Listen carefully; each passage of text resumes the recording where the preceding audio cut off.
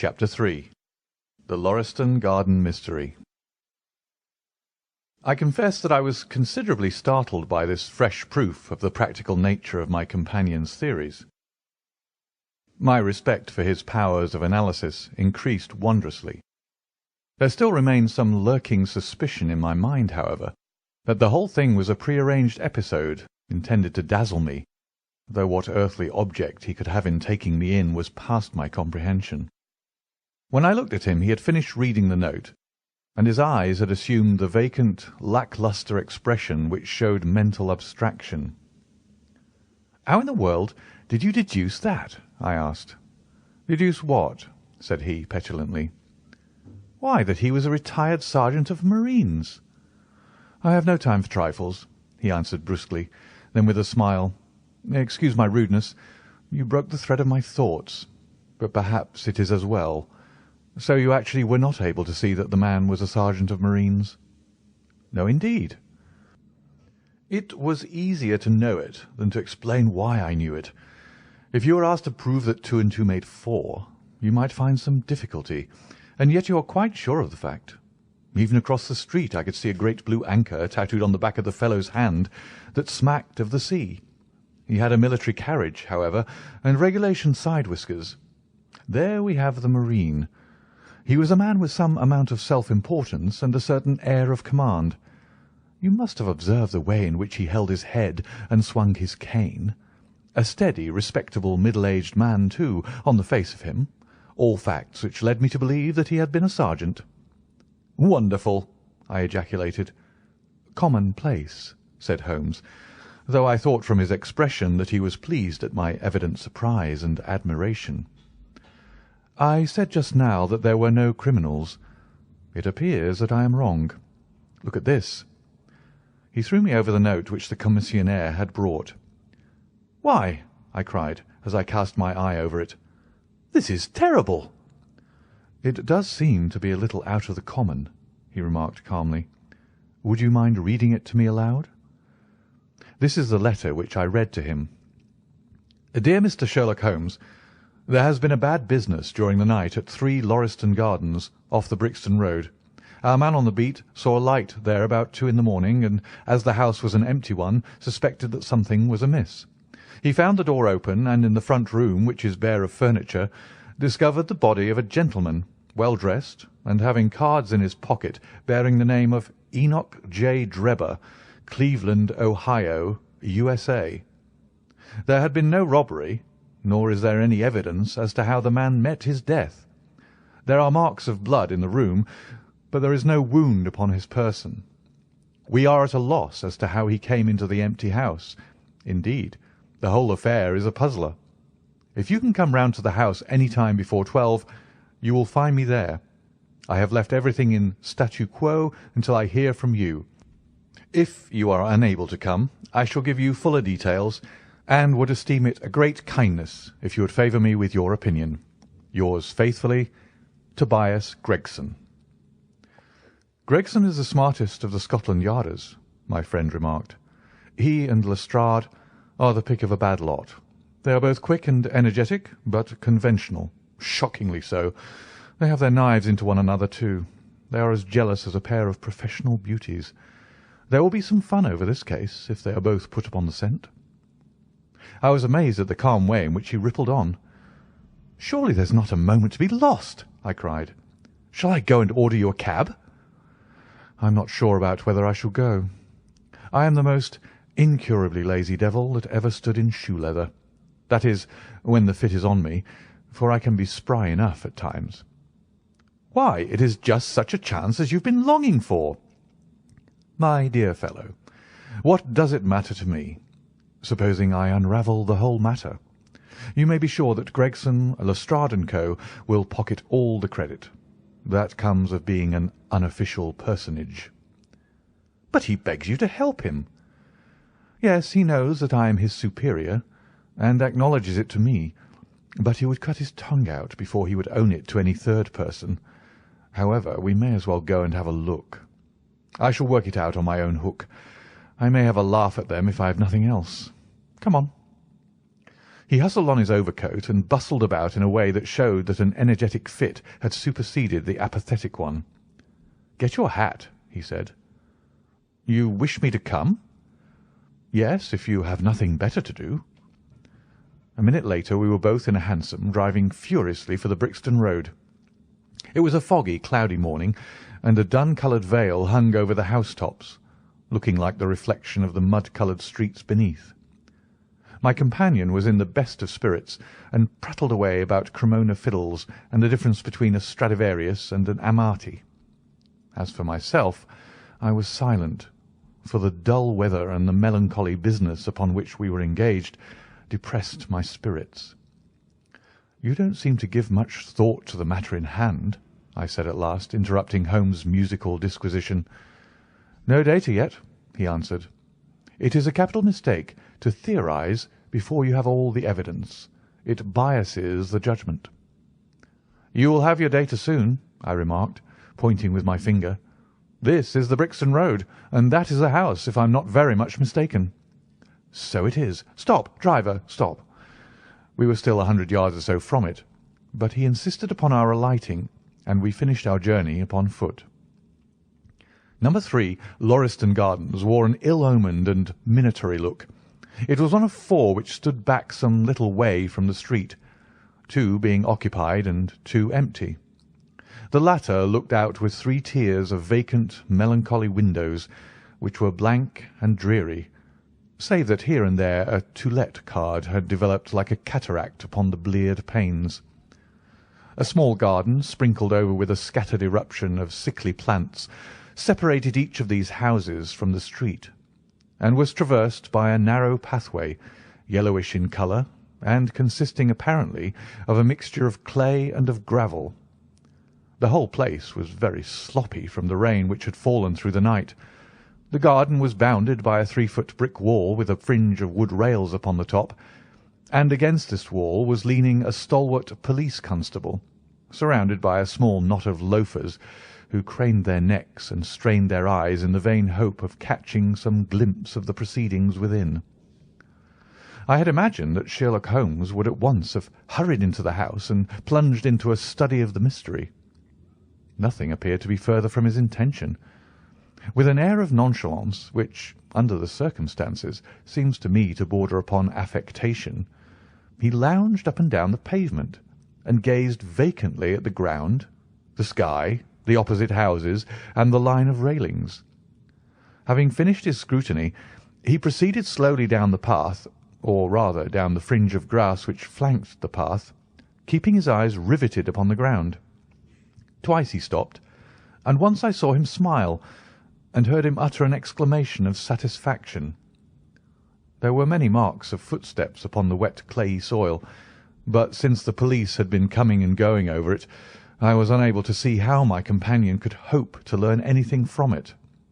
Still, I had had such extraordinary evidence of the quickness of his perceptive faculties that I had no doubt that he could see a great deal which was hidden from me. At the door of the house we were met by a tall, white-faced, flaxen-haired man with a notebook in his hand, who rushed forward and wrung my companion's hand with effusion. "It is indeed kind of you to come," he said. "I've had everything left untouched." "Except that," my friend answered, pointing at the pathway. "If a herd of buffaloes had passed along, there could not be a greater mess. No doubt, however, you had drawn your own conclusions, Gregson, before you permitted this." "I've had so much to do inside the house," the detective said evasively.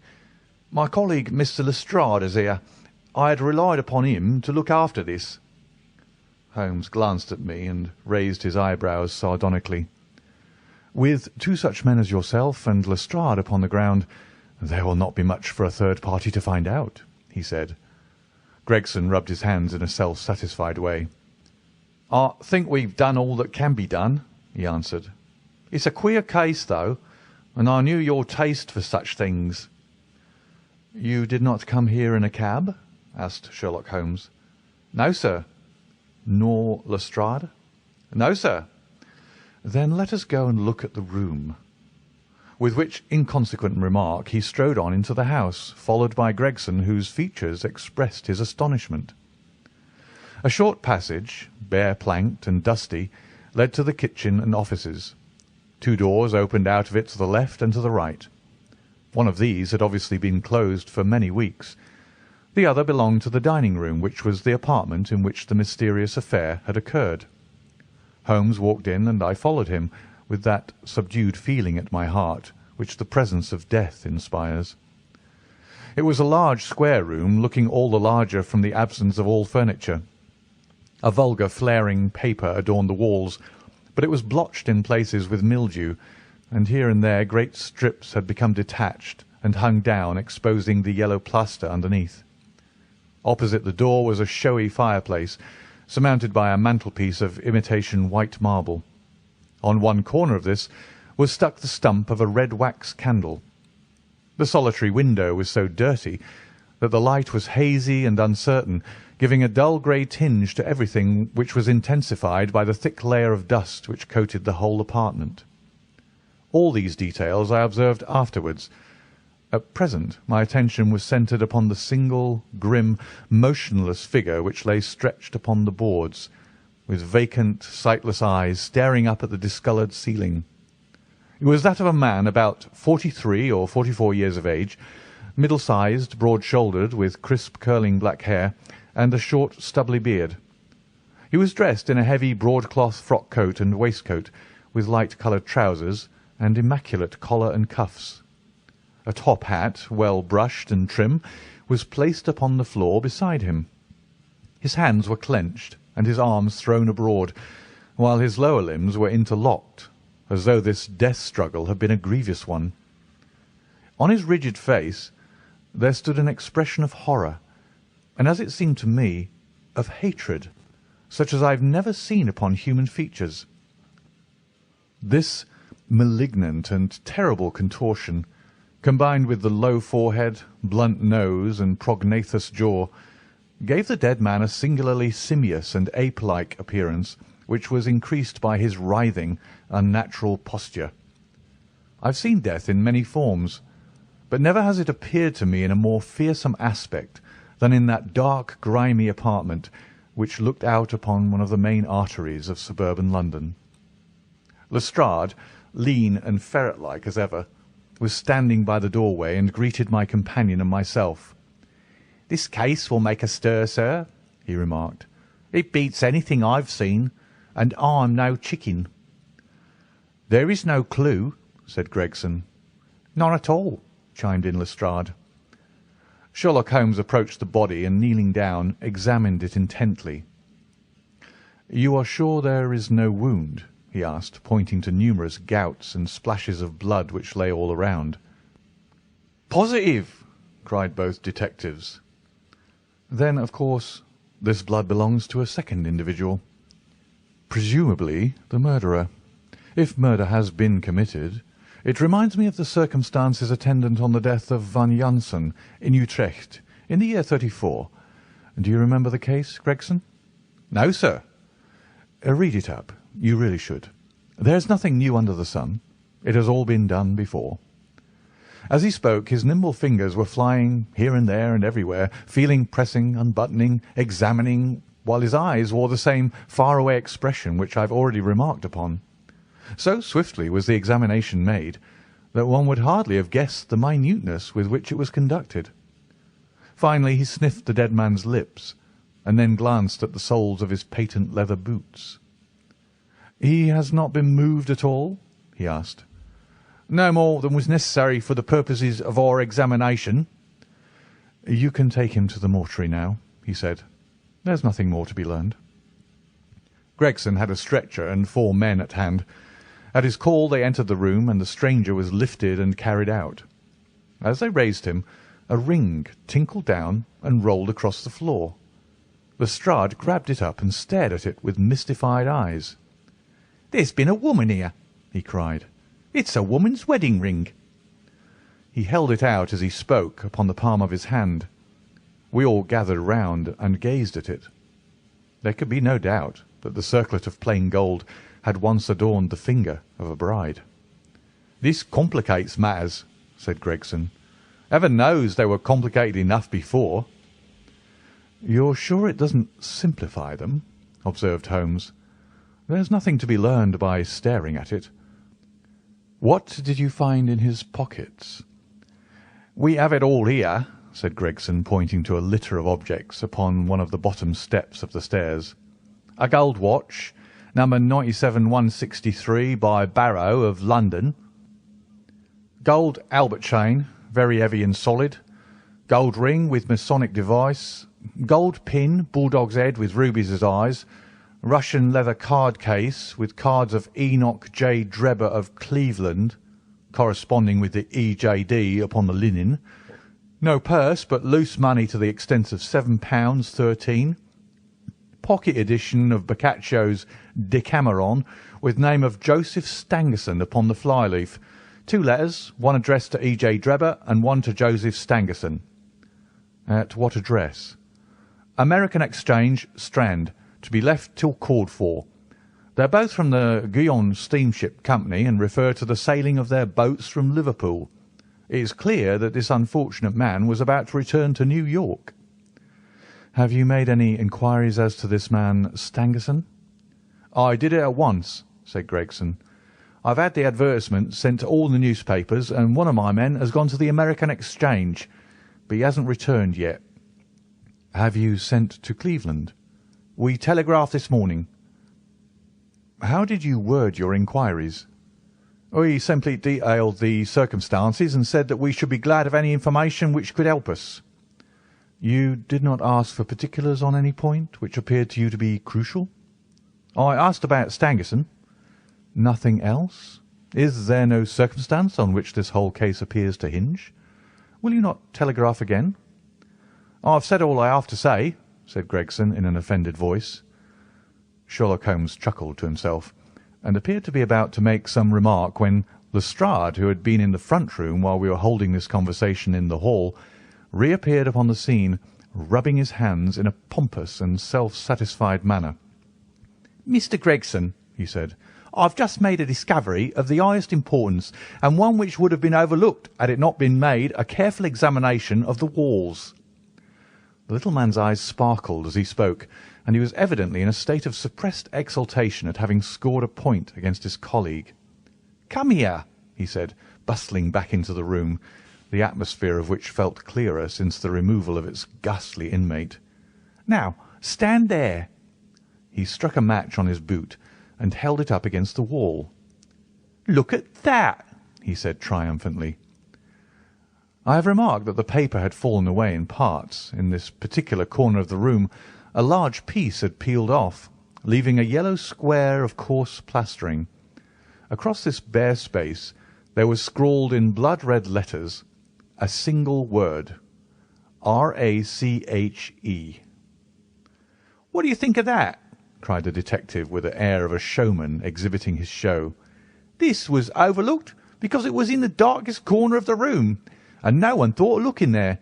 The murderer has written it with his or her own blood. See this smear where it was trickled down the wall. That disposes of the idea of suicide, anyway. Why was that corner chosen to write it on? I'll tell you. See that candle on the mantelpiece? It was lit at the time, and if it was lit, this corner would be the brightest instead of the darkest portion of the wall." "And what does it mean now that you have found it?" asked Gregson in a depreciatory voice. "Mean? Why, it means that the writer was going to put the female name Rachel, but was disturbed before he or she had time to finish. You mark my words, when this case comes to be cleared up, you'll find that a woman named Rachel has something to do with it. It's all very well for you to laugh, Mr. Sherlock Holmes. You may be very smart and clever, but the old hound is the best when all is said and done." "I really beg your pardon," said my companion, who had ruffled the little man's temper by bursting into an explosion of laughter. "You certainly have the credit of being the first of us to find this out, and, as you say, it bears every mark of having been written by the other participant in last night's mystery. I have not had time to examine this room yet, but, with your permission, I shall do so now." As he spoke, he whipped a tape measure and a large round magnifying glass from his pocket. With these two implements He trotted noiselessly about the room, sometimes stopping, occasionally kneeling, and once lying flat upon his face. So engrossed was he with his occupation that he appeared to have forgotten our presence, for he chattered away to himself under his breath the whole time, keeping up a running fire of exclamations, groans, whistles, and little cries suggestive of encouragement and of hope. As I watched him, I was irresistibly reminded of a pure-blooded, well-trained foxhound as it dashes backwards and forwards through the covert, whining in its eagerness until it comes across the lost scent. For 20 minutes or more he continued his researches, measuring with the most exact care the distance between marks which were entirely invisible to me, and occasionally applying his tape to the walls in an equally incomprehensible manner. In one place he gathered up very carefully a little pile of grey dust from the floor and packed it away in an envelope. Finally he examined with his glass the word upon the wall, going over every letter of it with the most minute exactness. This done, he appeared to be satisfied, for he replaced his tape and his glass in his pocket. "They say that genius is an infinite capacity for taking pains," he remarked with a smile. "It's a very bad definition, but it does apply to detective work." Gregson and Lestrade had watched the manoeuvres of their amateur companion with considerable curiosity and some contempt. They evidently failed to appreciate the fact, which I had begun to realize, that Sherlock Holmes' smallest actions were all directed towards some definite and practical end. "What do you think of it, sir?" they both asked. "It would be robbing you of the credit of the case if I was to presume to help you," remarked my friend. "You are doing so well now that it would be a pity for anyone to interfere." There was a world of sarcasm in his voice as he spoke. "If you will let me know how your investigations go," he continued, "I shall be happy to give you any help I can. In the meantime I should like to speak to the constable who found the body. Can you give me his name and address?" Lestrade glanced at his notebook. "John Rance," he said. "He's off duty now. You'll find him at 46 Audley Court, Kennington Park Gate." Holmes took a note of the address. "Come along, Doctor," he said. "We shall go and look him up. I'll tell you one thing which may help you in the case," he continued, turning to the two detectives. "There has been murder done, and the murderer was a man. He was more than 6 feet high, was in the prime of life, had small feet for his height, wore coarse square-toed boots, and smoked a Trichinopoly cigar. He came here with his victim in a four-wheeled cab, which was drawn by a horse with 3 old shoes and 1 new one on his off foreleg. In all probability the murderer had a florid face, and the fingernails of his right hand were remarkably long. There are only a few indications, but they may assist you." Lestrade and Gregson glanced at each other with an incredulous smile.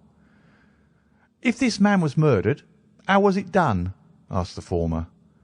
"Poison," said Sherlock Holmes curtly, and strode off. "One other thing, Lestrade," he added, turning around at the door. "Rache is the German for revenge, so don't lose your time looking for Miss Rachel." With which Parthian shot he walked away, leaving the two rivals open-mouthed behind him.